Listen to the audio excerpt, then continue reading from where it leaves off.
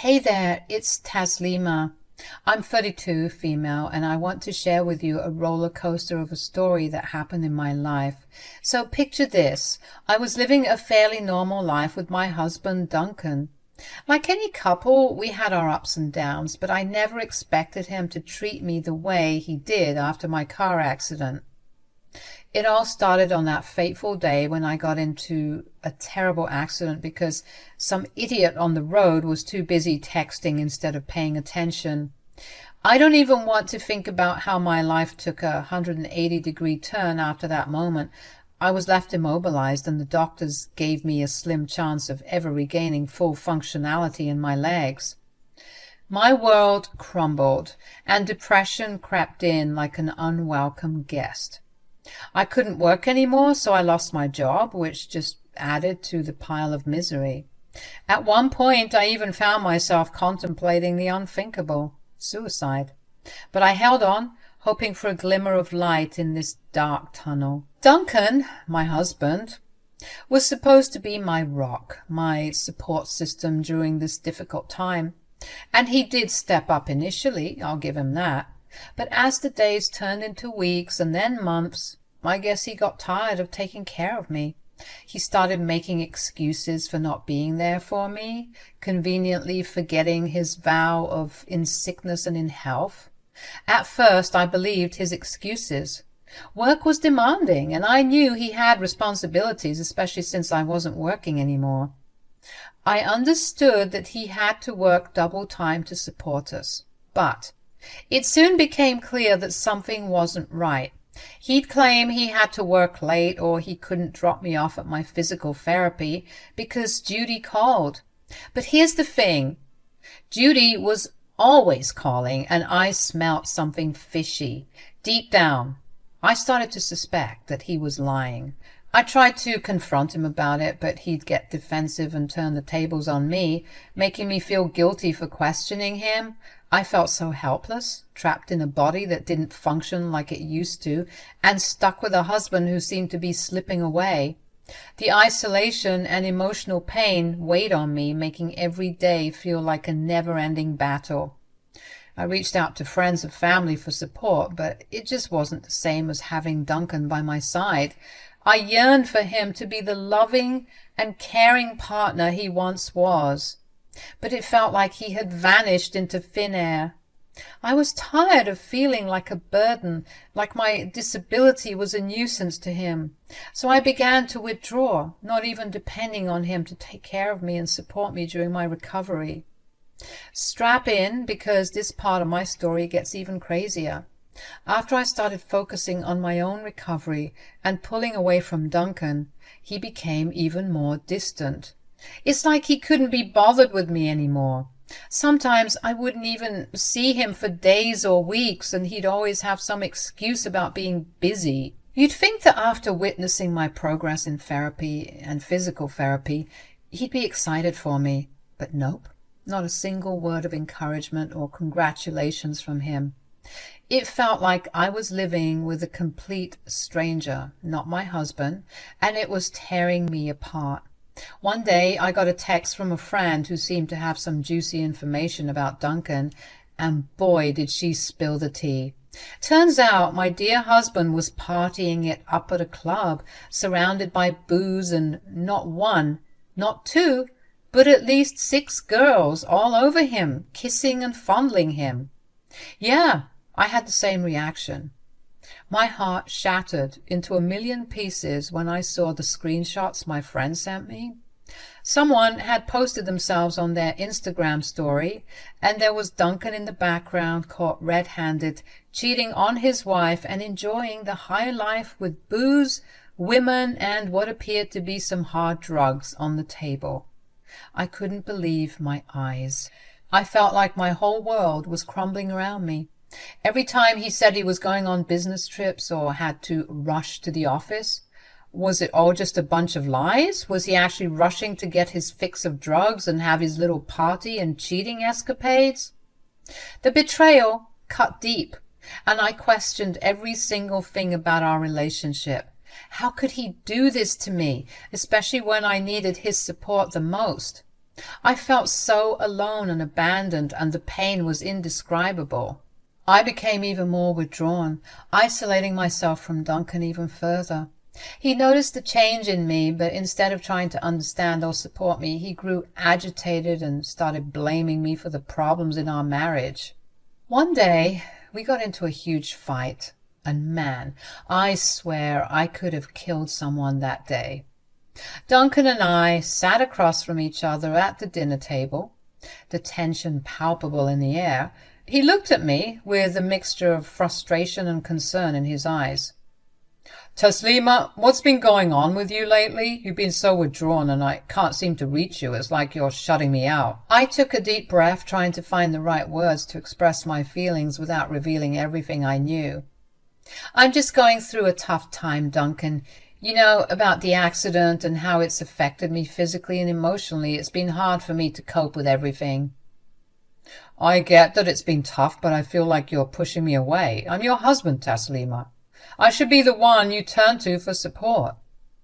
Oh, please, Duncan, don't act all high and mighty now. I tried to lean on you at first, but you've been so distant. You're always working late or coming up with some excuse to avoid spending time with me. It's like you're not even here. Tassie, that's not fair. You know I have a demanding job. You know that. I have to work long hours to provide for us. Demanding job, my ass. Excuse me? You heard me. Something tells me that maybe you haven't been completely honest about how you're spending your time away from me, Duncan. What are you trying to say, Taslima? I think you know exactly what I'm trying to say. Do you have anything you want to tell me? Look, Taslima, I get it. You're upset because your legs don't work anymore. I can't imagine how tough this is for you. But this is tough for me too. Nice. I didn't sign up for this, okay? I didn't expect our life to be like this. I thought things would be different. None of us expected this, Duncan. Life threw us a curveball, and I'm trying my best to deal with it. But it's hard when I feel like I don't have my partner by my side. It's hard when you're always out doing God knows what. Working, okay? I'm working. Yeah, I bet you are. I bet you're just grinding and hustling 24/7. Thank you, Duncan, for your incessant hard work. Duncan looked taken aback by my words, and I could see the guilt flicker in his eyes. He knew that he hadn't been there for me when I needed him the most. I didn't realize it was affecting you this much. I thought you were getting better. I am getting better. Not that you're ever around to notice. He, for whatever reason, started looking guilty, but I couldn't care less about his feelings anymore. All I could think about was how I had been lied to and deceived by the person who was supposed to love and care for me. I wanted revenge to make him feel the pain and betrayal he had caused me, but I knew that I had to bide my time, to wait for the right moment to strike. I couldn't risk confronting him without a plan in place. So I continued to play my part, pretending that I didn't know what he was doing, while I plotted my revenge and escape. I reached out to friends and family for support, and they became my lifeline during those dark days. I knew that I had to find a way out of this toxic marriage, no matter how difficult it would be. I deserved better than a loveless relationship with a cheating husband. As the days went by, I kept waiting for the right moment to get back at Duncan. I was so fed up with how he treated me after my accident, and I wanted to make him regret it big time. With him hardly ever around, I had plenty of time to snoop around and find a way to get back at him and show him what he did to me was not okay. One day, while he was at work, I decided to dig into his home office files. And there it was, his upcoming business proposal. He had put so much effort into it, and it looked like a surefire way for him to score a promotion or a fat bonus at the very least. This discovery had an extra bonus because it reminded me of his habit of keeping just one copy. He believed having more than one copy, including a digital one, would make him overthink and ruin it. I used to think it was cute, but now I see it as plain dumb. But hey, his carelessness was my golden ticket. I knew I could mess with his big shot at success and teach him a lesson. I made a sneaky call to his assistant, pretending I needed to discuss his schedule for a surprise dinner date. Casually, I asked her about Duncan's upcoming meetings and when he'd make the proposal. Bingo, she spilled the beans. The presentation was in 2 days, and I couldn't have asked for a better time to expose him. I was waiting patiently for my husband to come home, but hours had gone by and there was no sign of him. I couldn't believe it. When I realized Duncan wasn't going to come home that night, I gave him a call. But he kept rejecting my calls, and I had a sinking feeling in my gut. I knew he was probably out partying and fooling around with other girls as usual. Then a text came in from him. He had the audacity to say this: "Hey babe, I'm so sorry I didn't tell you, but I am on my way to Germany. I'll be gone for a while. It was a very impromptu trip, so I'm sorry I forgot to tell you." Did he think I was some kind of fool? How could he say something so casually? More importantly, how could he just drop that bomb on me and expect everything to be okay? In a pathetic attempt to make up for his lack of communication, he then texted, "What do you want me to get you from Germany?" Ugh, how dare he try to act like everything was normal after what he did. Fuming with anger, I knew he was lying about his whereabouts. How do I know, you may ask? Well, when I snooped around earlier, I saw his passport lying in his home office.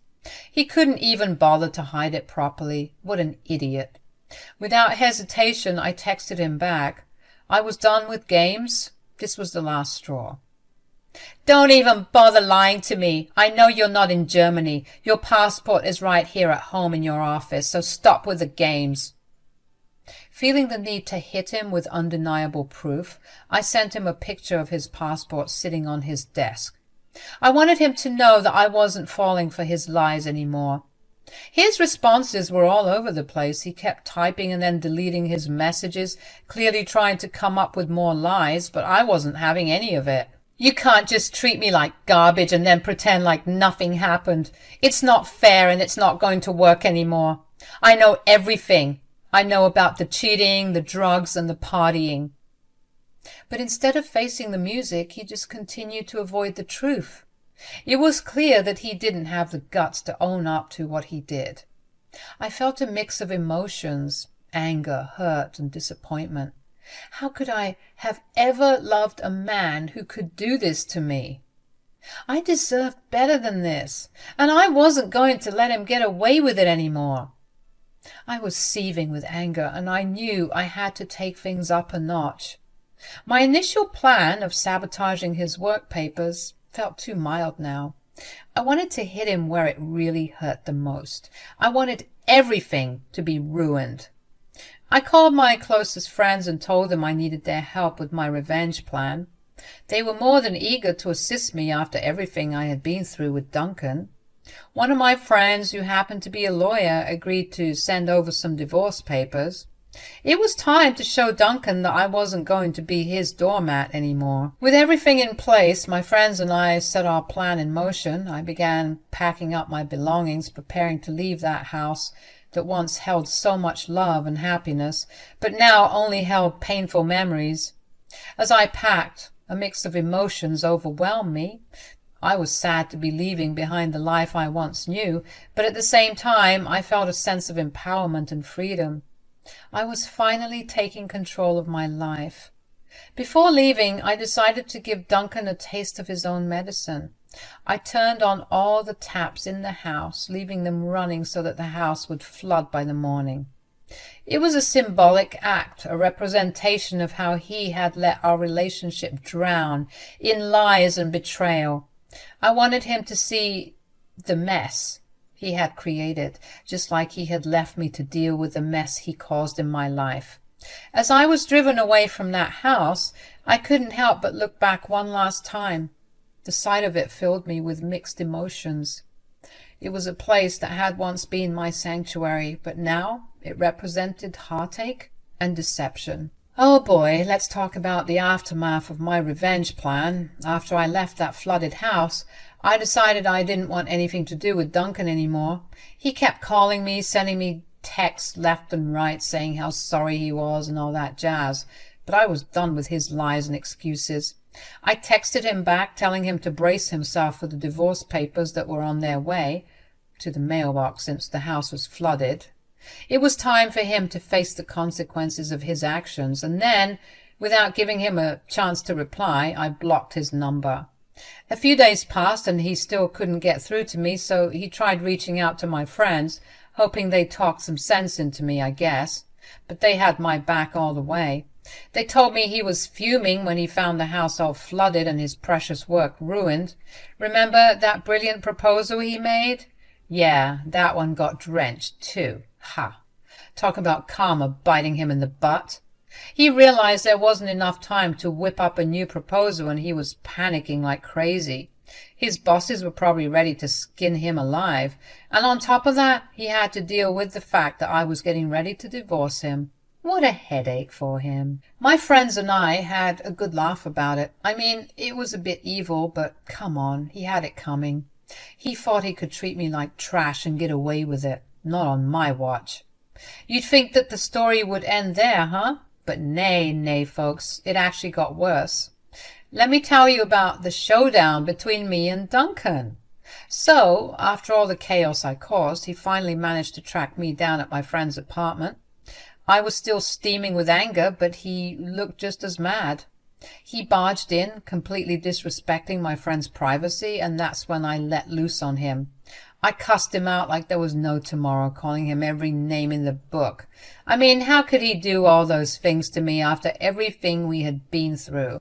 It's bad enough that you're avoiding my calls. Now you're cursing at me? That's low, Taz. Avoiding your calls? Oh, I'm sorry. Did you expect me to be all lovey-dovey after everything you've done? Look, I messed up, okay? I know I made some mistakes, but that doesn't give you the right to ruin my life. Mistakes? You call cheating on me and lying about it a mistake? You're a lowlife, Duncan. Then this man had the audacity to start crying. The nerve. My life is falling apart because of what you did. Oh, poor you. Your life is falling apart. Maybe you shouldn't have betrayed and lied to your own wife. You messed with the wrong woman, Duncan. You're making me out to be the villain here. You're the one who flooded my house. You're the one who ruined my big presentation and got me demoted. You should be glad that that's all I did. Imagine if I could use my legs properly. You wouldn't know peace again. Then I dropped another bomb on him that he wasn't expecting. I told him that I leaked that picture of him doing drugs and being a womanizer to his assistant.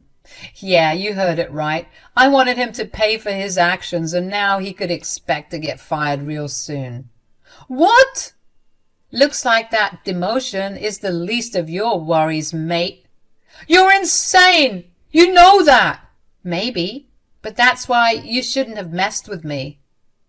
Duncan was a mess, I tell you. It was actually very embarrassing to witness. He kept crying and shouting, and I could see the total despair in his face. And let me tell you, I was glad. I told him he should be grateful that I didn't burn the whole house down with all his precious work. Ha! That would have been a real disaster for him. At that point, I was so done with him, I couldn't stand the sight of him any more. So I looked him dead in the eye and said, I never want to see you again. Get the hell out before we call the cops. And you know what? I meant every word of it. He stormed out of there, probably realizing that he messed up big time. But you know what? I felt like a weight had been lifted off my shoulders. I was finally free from all the lies and deceit. From that day on, I focused on rebuilding my life, and I never looked back. I surrounded myself with friends who truly cared about me, and I found a new sense of purpose and happiness. Sure, it wasn't easy, and there were still days when I felt angry and hurt, but I knew I was stronger than ever, and I would never let anyone treat me like that again. So that's how my story goes. I went through hell and back, but I came out on top. And you know what? I wouldn't change a thing, because in the end, I found my strength, my voice, and most importantly, my freedom. And that, my friend, is a victory worth celebrating.